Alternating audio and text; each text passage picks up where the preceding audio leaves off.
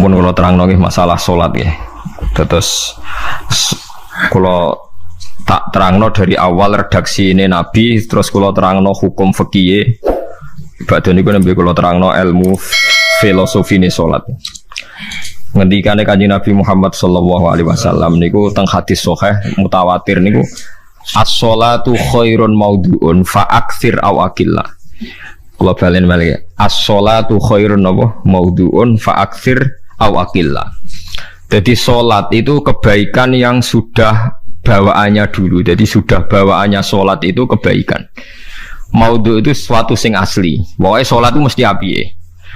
Sebab niku ngendikane Nabi cek kowe ngekeh-ngekehno jumlahe salat, cek jumlahe napa sih? Dalam konteks artinya salat fardu karuan nggih, kaifiyahe karuan, aturane karuan. Terus salat niku wonten disebut an-naflul mutlak atau sunat mutlaqah.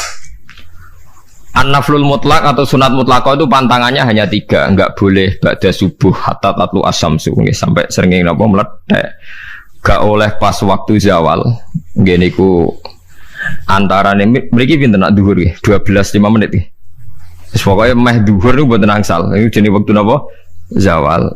Terus nomor 3 ba'da asar nganti napa? Surupe napa? Srengenge.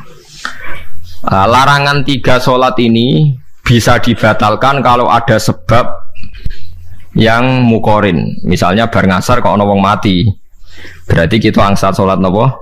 Jenazah.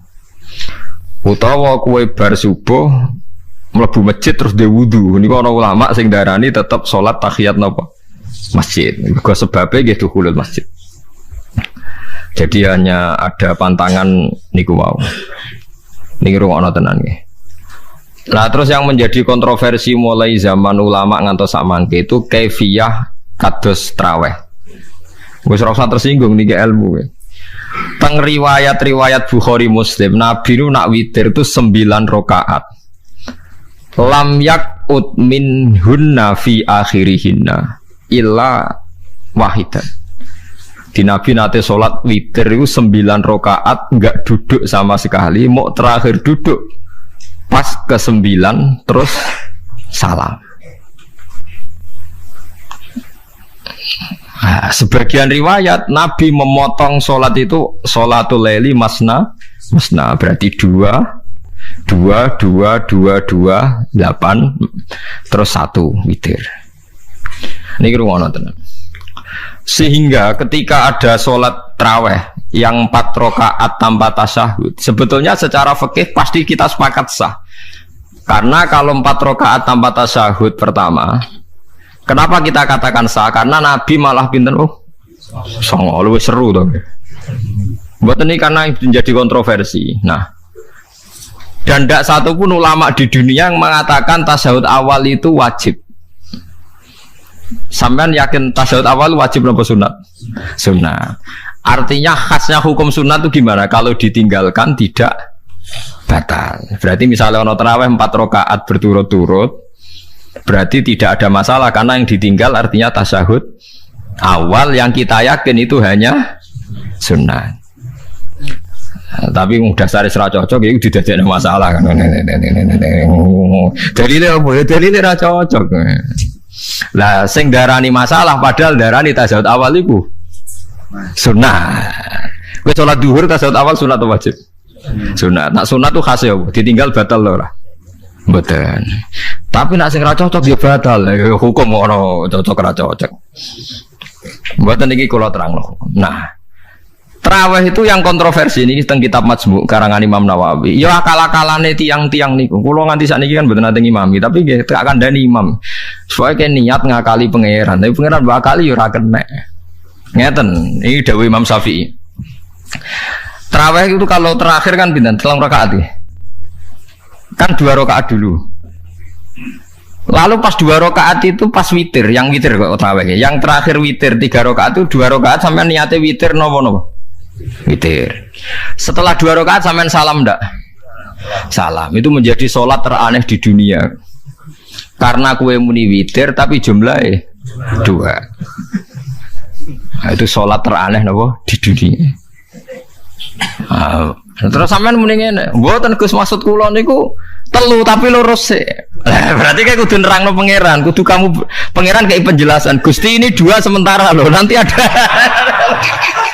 Karena jika Tuhan tidak kamu kasih penjelasan, akan aneh kan disebut witir, tapi rokaatnya dua. Maka kamu harus niatnya Gusti ini cicilan witir.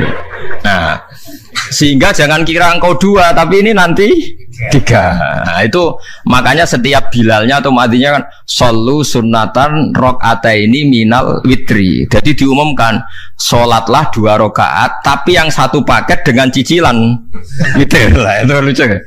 Karena Anda sekali bilang itu witir, berarti Anda bohong kan? Nyatanya 2 rakaat. Tapi kritiknya Imam Syafi'i ini kan lucu. Imam Syafi'i yang imam kita tuh mengkritik itu sholat aneh kalau begitu. Sholat tuh kalau sudah salam itu dianggap sholat mustaqillah, sholat yang mandiri. Nggak bisa sholat kok bertakluk dengan sholat setelahnya. Sholat itu kalau sudah dimulai takbir diakhiri salam ya selesai dan menjadi sholat yang mandiri. Nggak bisa sholat yang mandiri nih. Engkau nasibku ngenteni yang satu itu iso sholat nanti selesai yo. Selesai. Sebab itu seharusnya witir agak resiko ya 2 rakaat langsung tasyahud awal, engkau terus tambah 1 rakaat, kados mirip maghrib lah, mirip apa? Maghrib. Tapi itu kan masalahnya tidak populer juga. Nah itu. Akhirnya diakali wa shollu sunatan minal witri nggih. Temriki ono minal witri kan? Itu kalau diterjemahkan salatlah kalian paket witir tapi ganjil paket witir tapi gendep sih, tapi ini sementara Gusti, tapi kan kita masih bingung. Itu cara pangeran dia bingung tenan ngadepi. Nah, makanya itu nak cara kula ya ora usah dijerok-jerokno, pokoke ngono iku. Ya, dadi barang keliru kadang ya muga-muga sepuro pangeran wis ora usah ngono iku. Dadi nak salat kayak nak cara Sayyidina Utsman itu memang beliau bilang 2 rakaat itu berdiri sendiri. Karena sholat itu setiap 2 rakaat selesai. Setelah salam itu selesai. Nanti yang witir ya 1 itu. Makanya 2 itu rasa witir-witiran. Cara Sayyidina Utsman. Maka Nabi dawuh wa autir biwahidatin. Kemudian sholat-sholat Anda yang 2-2 itu ditutup witir. Berarti ya yang sholat kedua ya sholli sunatan ya biasa saja nafal mutlak. Gak usah nyinggung-nyinggung loh. Witir. Oke. Loh ini penting sekali. Karena nyatanya ada witir kan. Nyatanya tidak nopo witir. Lah nanti yang 1 terakhir witir. Ya tapi adatnya ngoten niku. Jadi ini perlu sampean ketahui, sholat itu memang banyak masalah di secara fikihnya. Karena tadi kalau sampean niat witir, setiap sudah salam itu kan berarti selesai dan berdiri sendiri. Lah kok suwe-suwe nak rakaat sing terakhir batal lah berarti sing ngarepe melok batal. Mergo sak paket koyo capres mbek napa? Cawapres. Ora iso salat kok ono. Ah itu paham ya. Terus niku kaifiah salat. Di sampean memang akal-akalan tenggene witir pun bener solu sunnatam minal witri rakaataini. Dadi niku rondok bener ya rondok ngawur. Dadi ngawurnya itu tadi wong salat niku mustaqillah setelah ditutup salam selesai kok bergantung. Hanya nasib 2 ini kan bergantung setelahnya kan. Mana ada salat kok sudah ditutup berkaitan. Mulane kula nu nak witir ya ora tau tak niati witir. Mun kula ora cocok mek pengumuman niku ora pati cocok. Kula tapi kan kula makmum. Ora malah dihisab kan cara salah yes. Usolli sunatan anut imam teng ati kula mpun sesuai. Nah, ame salah ya malah salah, nak bener ki melok napa? Bener tepak-tepakan wonten mawon. Jadi kula niku wong alim fikih tapi paling tersiksa kok kalah mbek adat, nggih kalah mbek napa? Adat. Ya piye? Nentang adat ora apik. Jare Nabi kono umume wong ya melok umume wong. Namun yang pintu ya melok napa? Pintu. Nah itu intinya Imam Syafi'i harusnya punya rasa malu orang yang mengatur sholat sedemikian rupa. Sebenarnya sholat itu niatem salah lah, keliru lah. Wong sholat itu wis apik, ora usah detail-detail napa niat. Lalu dari Imam Syafi'i kowe mlebu masjid niat duha ya untuk tahiyat masjid, niat tahiyat masjid nak nek wektu duha ya untuk duha. Karena wis barang apik, piye-piye tetep apik. Ngono dadi ora usah ribet-ribet niat ngono bae wong barang apik. Paham ya? Tapi kan sederhana kan sebenarnya kita tidak perlu bulat. Gak perlu apa? Bulat. Paham ya? Terus ini penting. Nah, terus yang ketiga masalah kesunatan jamaah dan tidak. Ini kalau terang detail.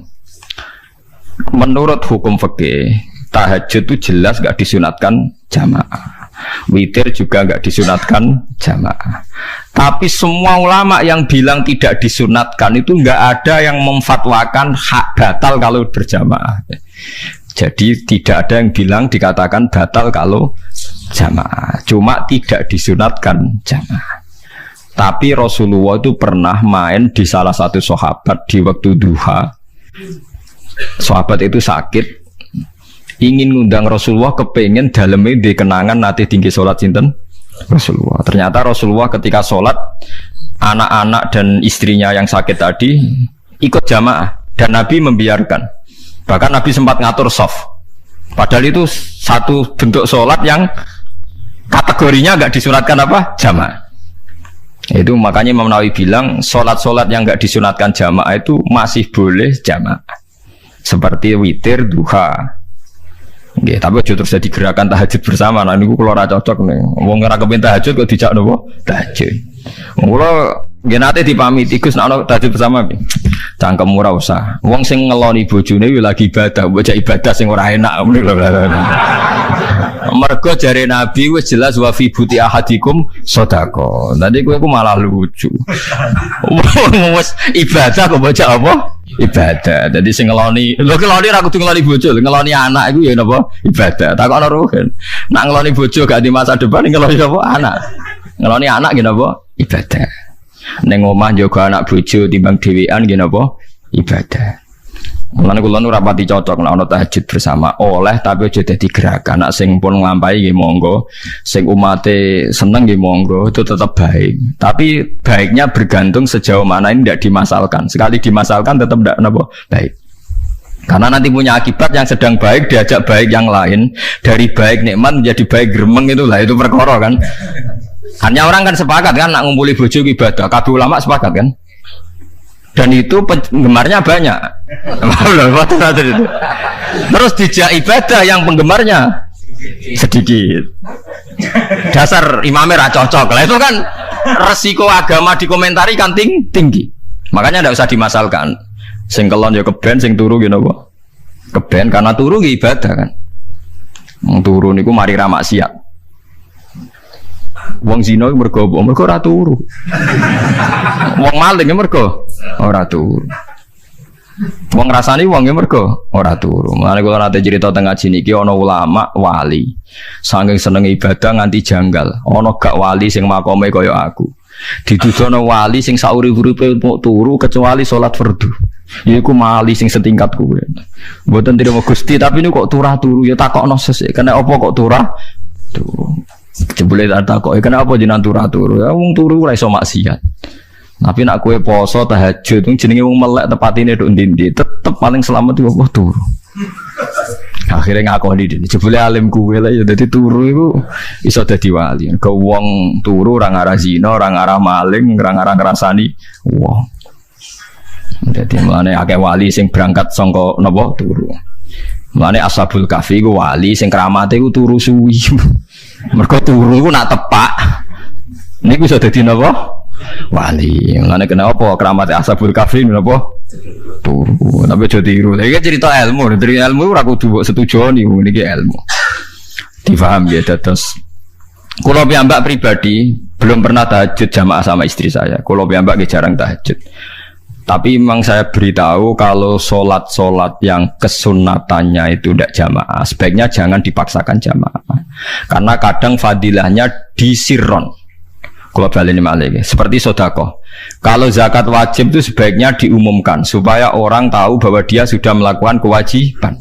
Tapi kalau zakat tidak wajib sebaiknya sirron, sebaiknya rahasia. Begitu juga sholat jamaah itu kenapa baik di sholat fardu? Karena kalau yang tidak jamaah kan dikira dia tidak sholat. Makanya kesunatannya sholat fardu nomor jamaah. Tapi selalu potensi riya, sum'ah, pamer itu ada sehingga ada sholat yang dari awal didesain supaya tidak kelihatan orang. Yaitu sholat nggak usah berjamaah. Plus baik di rumah. Semua ulama ijma sholat sunat itu baik di rumah apa di masjid? Di rumah. Di rumah, di dalam kamar sama di kamar tamu, ruang tamu baik di dalam kamar. Bahkan Nabi nyebut sholat fiko ibaitiha di kamar paling dalam. Nah, bagaimana mungkin sholat yang sudah didesain siron begini, misalnya kayak tahajud, disunatno bengi-bengi ben ra wong roh, disunatno ning jero kamar ben wong ra roh. Jebule jamaah kan jadi aneh kan. Tapi kan tentang ya goblok, barang apa kok mbok tentang. Ya tapi kowe tenanan yo goblok kok ora sunah Nabi iki, Bang. Mulane yang ora takok itu yang jenengan takok kok ngubang-ubang. Lah makane aku wong alim dadi bingung. Bingungnya iku mergo akeh ilmune ora kok koyo bingung. Tapi sing jelas peminat ibadah kelon itu lebih banyak. Ini mau sing mesti niku. Karena Anda harus sepakat kan kelon niku napa? Ibadah. Kita sepakat kan. Dan itu peminatnya banyak. Itu sekali ada pengganggu pasti dikomentari tidak baik. Padahal pengganggu ini ngajak tahajud. Itu akhirnya kan tahajud jadi korban dikomentari gara-gara pengganggu. Itu yang saya tidak senang.